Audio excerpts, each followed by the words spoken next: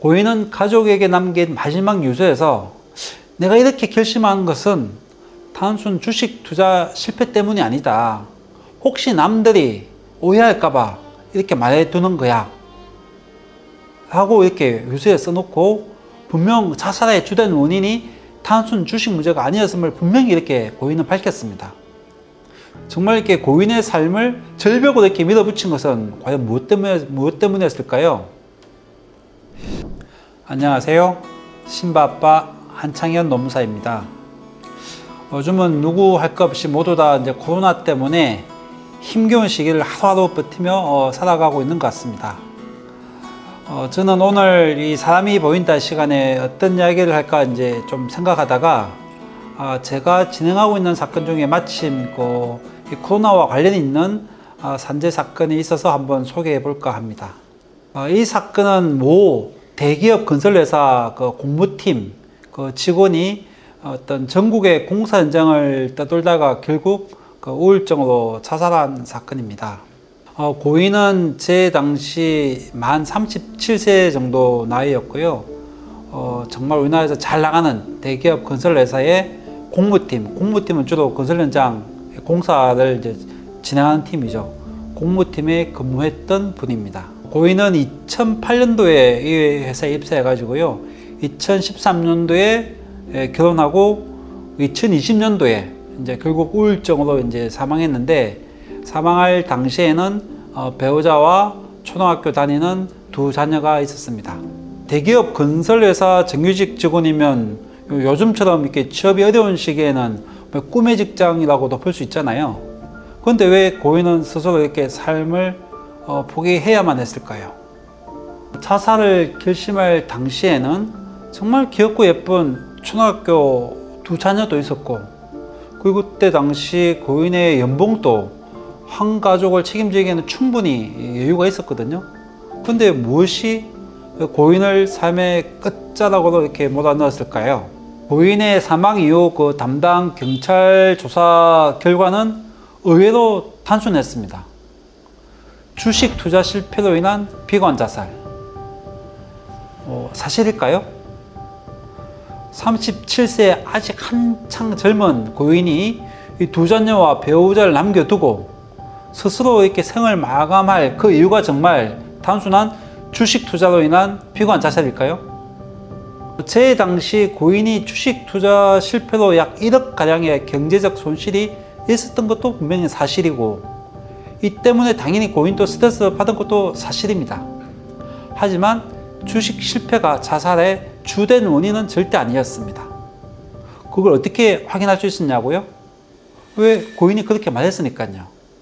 고인은 가족에게 남긴 마지막 유서에서 내가 이렇게 결심한 것은 단순 주식 투자 실패 때문이 아니다.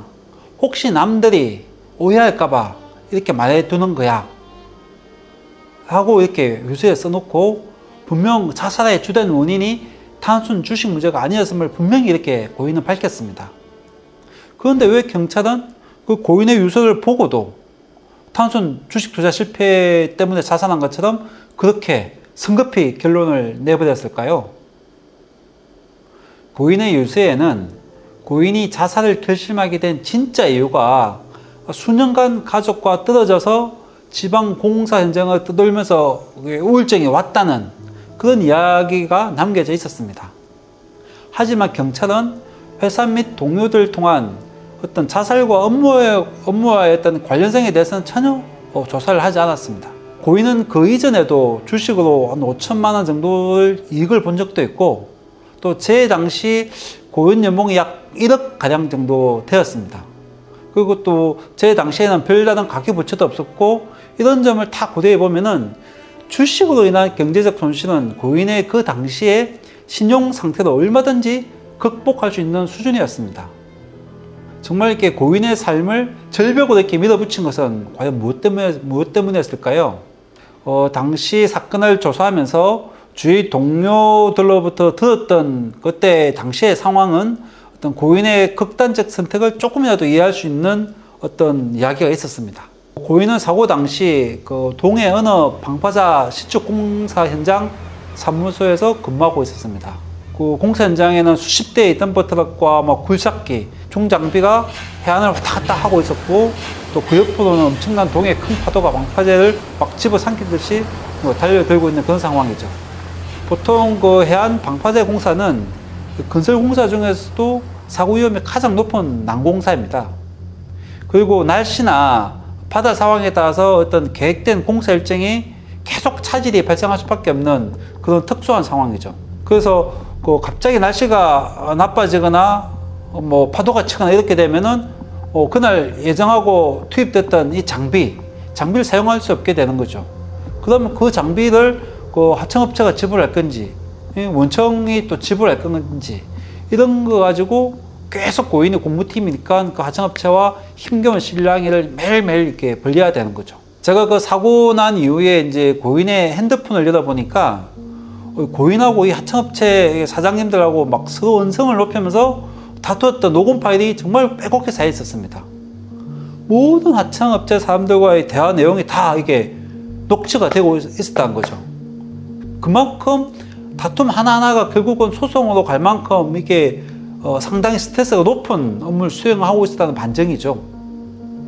어떤 파일은 약 1시간 이상 막 서로 PT를 쓰며 이렇게 언쟁을 하고 있는 파일도 있었습니다. 그리고 또 고인의 상사였던 공무팀장. 그 공무팀장은 그동안 이렇게 주로 이분이 협력업체나 그 주위 민원을 주로 담당해왔던 분인데, 그래서 고인은 그나마 비교적 스트레스가 적은 업무를 이렇게 수행하고 있었는데, 이 공무팀장이 갑자기 그 방파제 공사가 끝나기도 전에 또 다른 방파제 공사로 또 발령이 나버려요. 그러니까 이제 고인이 어쩔 수 없이 공무팀장을 맡으면서 이 하청업체들과의 어떤 이런 뭐 실랑이나 민원 문제를 도맡아 해결할 수밖에 없었죠. 더구나 또 사고 나기 몇 달 전에는 공사 소장님하고도 되게 그 업무 스타일이 안 맞았나 봐요. 공사 소장과의 업무 트러블 때문에 거의 너무 스트레스 받아가지고 숙소에서 그냥 자기 스스로 자기 머리를 그냥 삭발을 혼자 할 정도로 그때부터 심각한 이렇게 우울증에 이미 빠진 상태였죠. 그러니까 공사 현장에서 하루 종일 이렇게 민원인이나 하청업체하고 이렇게 막 실랑이를 하고 이렇게 집에 퇴근하면은 그래도 가족이라도 따뜻한 이렇게 품이라도 있었으면은 어떻게든 그 힘든 상황을 극복할 수는 있었겠죠. 하지만 고인은 퇴근 후에 텅 빈 공사 현장 근처에 있는 숙소에 혼자 또 생활을 해야 되는 거죠. 그 생활이 2003년 입사한 이후부터 2020년 사망할 때까지 약 13년을 단 하루도 가족과 같이 있었던 적이 없었던 거예요. 계속 공사 지방 현장을 떠돌아다닌 거죠. 조선시대 대역죄인이 왜 유배당하듯 고인은 회사의 인사발령으로 가족과 강제적으로 격리당해서 사실상은 현대판 유배상을 해온 거죠. 엎친 데 덮쳤다는 말이 있죠. 또 사고 당시는 또 코로나19 상황까지 겹쳐가지고 그나마 한 달에 한두 번은 집에 갈 수 있었는데, 사고 당시에는 이제 코로나 때문에 또 어린 자녀들이 또 감염될까봐 거의 약 4개월 동안을 집에도 가보지 못한 거죠. 자녀들의 생일이 있어도, 뭐 자녀들이 어디가 아프다고 병원을 갈 때도, 자녀들이 입학할 때도, 본인의 신혼생활 때도, 그리고 친척과 다 같이 모이는 날도 늘 고인은 그 자리에 없었습니다. 그렇게 13년 동안 가족은 있었지만 가족과 생활할 수 없는, 아무도 찾아오지 않는 고립된 섬과 같은 그런 곳에서 혼자 버티고 버티다 아무리 자기가 이제 몸부림쳐도 여기서 더 도망칠 곳이 없다는 그 절망감이 결국 고인을 우울증의 늪으로 빠져들게 했고, 결국 그 우울증이 고인을 가족의 품에서 영원히 빼앗아 가고 말았던 거죠. 문제는 가해자는 아무도 없습니다. 또 공사 현장은 누군가 고인의 역할을 대신하며 또 그렇게 굴러가고 있습니다. 회사는 고인의 죽음에 대해서 여전히 침묵으로 일관하고 있습니다. 회사의 사과는 애초 기대하지도 않았습니다. 정당한 인사발령, 이 괴물 같은 법 논리로 지금도 수많은 노동자들이 회사의 업무상 필요하다는 이유만 가지고 가족의 품으로부터 완전히 격리되는 현대판 유배지로 보내지고 있습니다. 고인은 분명히 방파제에 있었습니다. 그러나 아무도 고인을 보지 못했습니다. 사람이 보이지 않는 세상, 우리는 무엇을 보아야 할까요?